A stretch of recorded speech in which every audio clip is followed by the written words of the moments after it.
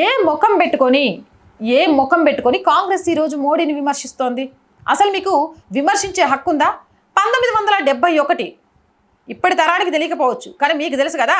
1971లో పాకిస్తాన్తో భారత్ యుద్ధం గెలిచింది. మరి గెలిచినా కూడా పీఓకేని ఎందుకు స్వాధీనం చేసుకోలే? ఎందుకు పాకిస్తాన్కి వదిలేశారు? మీ చిట్టా తీయడం మొదలు పెడితే తీగ లాగి డొంక కదిలి పెను ప్రమాదంలో పడిపోతారు. తస్మత్ జాగ్రత్త. పహల్గామా ఉగ్రదాడికి పాల్పడిన వారికి బుద్ధి చెప్పేందుకు, పాకిస్తాన్లోని ఉగ్రవాద నెట్వర్క్స్ని పూర్తిగా నాశనం చేసేందుకు ఆపరేషన్ సింధూర్ని చేపట్టారు. భారత్ శక్తి ముందు నిలవలేమని పాక్ కాళ్ళ బేరానికి వచ్చింది.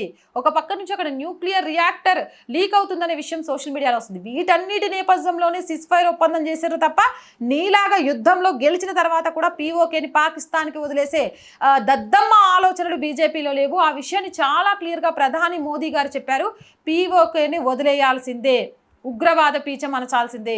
ఈ రెండు విషయాల్లోనే మీతో మాట్లాడడానికి వస్తాం, కానీ ఇంతకు మించి మాట్లాడటం లేదని.